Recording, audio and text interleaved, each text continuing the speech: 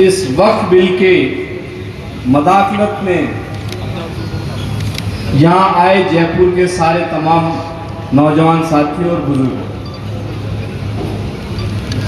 देखिए मैं बहुत ठंडाई से बात करता हूँ और मैं कहना चाहता हूँ कि ये वक्त बदल रहा है और जो वक्त बदल रहा है उसको जो लोग हुक्मरान हैं वो समझ नहीं पा रहे हैं। जब आदमी अपनी जाति को चरम सीमा पे ले जाता है तो उसको ये पता नहीं होता कि मैं किसका दिल दुखा रहा हूं और किसको नाराज कर रहा हूं, उसका दिमाग खराब हो जाता है।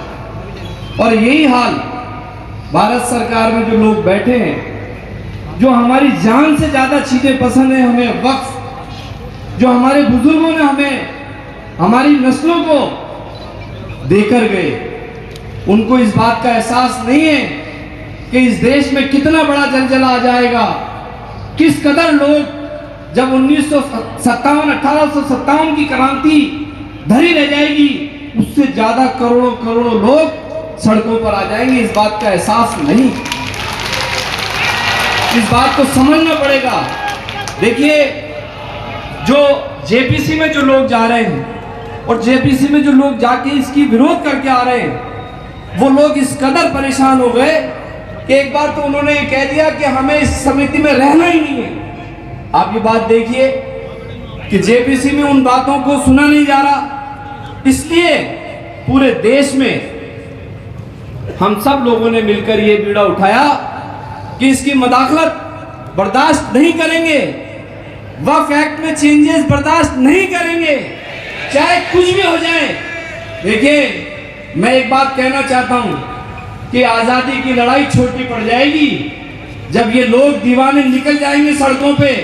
ये बात मानते हो नहीं मानते, ये सरकार को बताना पड़ेगा कि सरकार और जो ये इस तरह की बातें कर रहे हैं। और एक बात और कहते हूं कि छोटा दिल रखने की जरूरत नहीं है, मायूस होने की जरूरत नहीं है।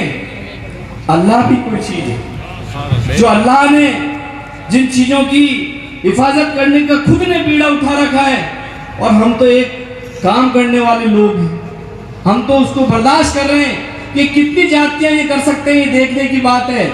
लेकिन एक समय ऐसा आएगा जब ये बर्दाश्त के काबिल नहीं रहेगी।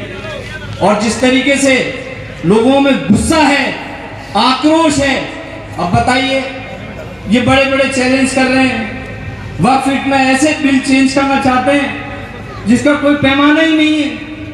अगर मान लीजिए वक्फ बोर्ड बनाना है, चाहे सेंट्रल वक्फ बोर्ड बने चाहे स्टेट का वक्फ बोर्ड बने, उसके अंदर माइनॉरिटी के लोगों को नहीं रखेंगे तो जो गैर मुस्लिम लोग आएंगे उनको क्या पता कि वक्फ क्या है? ये बात मानते नहीं मानते? उनको बिल्कुल पता नहीं कि वक्फ कौन करके गया, किसके लिए करके गया।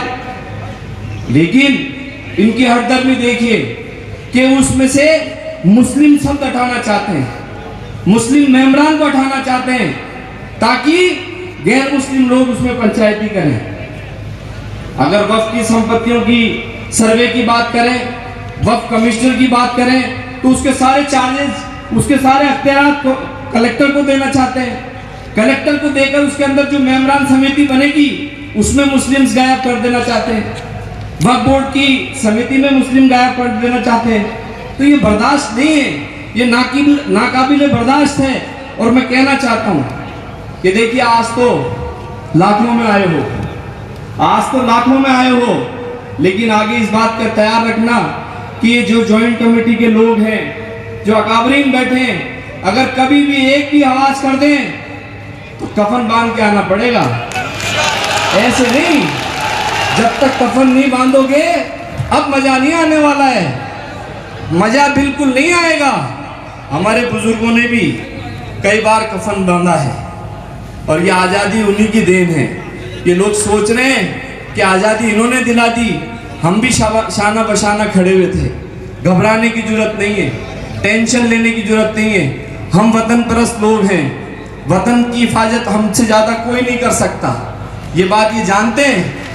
अगर जिनको ये सोच है कि हम वतन को पसंद नहीं करते, ये उनकी गलतफहमी है। वो लोग तो आज़ादी के टाइम पे किसी भी तरीके से आज़ादी के मुहिम में नहीं थे।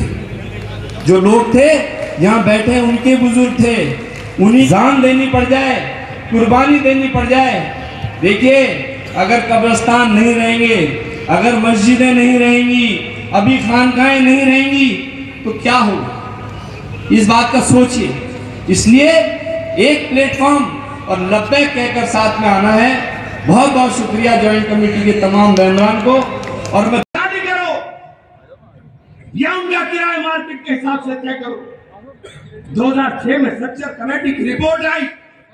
सच्चर कमेटी के बार-बार जिक्र किया जाता है बिल में। सच्चर कमेटी के अंदर कहा गया कि अगर वक्त की प्रॉपर्टी का सही तरह से प्रबंधन हो गया तो सही तरह से प्रबंधन में वक्त की प्रॉपर्टी 12,500 करोड़ से ज्यादा पैसा वक्फ बोर्ड अपनी आमदनी में कर सकता है। जो आज अगर लगाओ तो ये 50 करोड़ से ज्यादा बैठ जाए। ये बता दीजिए, ये कौन सा कानून जाकर के तमाम प्रॉपर्टी को खुरपुर करना चाहते हैं। हमने कब्जा किया हुआ एएसआई बना 1871 में।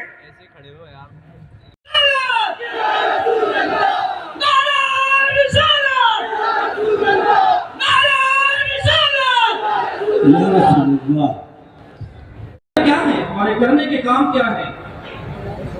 मरकज से, दिल्ली से, यूपी से, रांची से, अजय शरीफ से, और अभी आपको इंशाअल्लाह इत्तेहाद का जो मुजाहिरा अभी आपके सामने होने वाला है और हो रहा है, उससे बिल्कुल वाज़ेह तौर पर बात होगी आएगी इंशाअल्लाह। हम सब इस बात पर मुत्तफ़िक़ और मुत्तहिद हैं कि ये जो अजीम विरासत है, ये अजीम अमानत है हमारे सुपुर्द। ये जायदादें, वक्त जायदादें, वक्त इमलाक, ये मिल्लत इस्लामिया की अजीम विरासत है। मसाजिद, ईदगाहें, खानकाहें, कब्रिस्तान और दीगर इदारे डाइस पर तशरीफ फरमा उलमा इकराम, सियासी कायदी,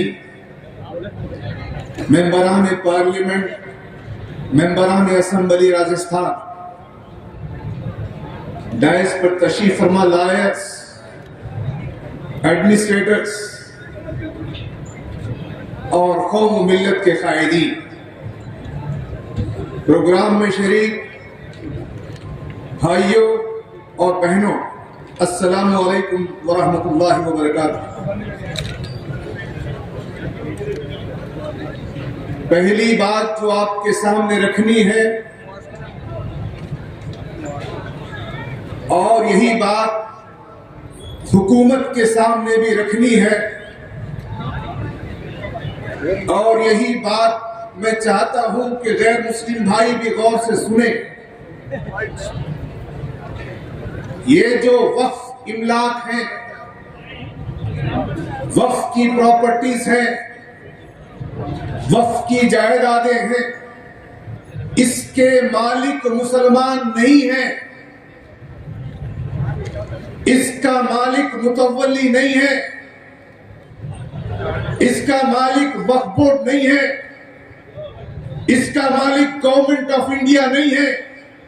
ये अल्लाह की जात में वक्फ है, ये अल्लाह तबारक व तआला की मिल्कियत है। मुतवल्ली निगरान है, उसकी निगरानी वक्फ बोर्ड करेगा, उसकी निगरानी गवर्नमेंट करेगी। ये निगरान है।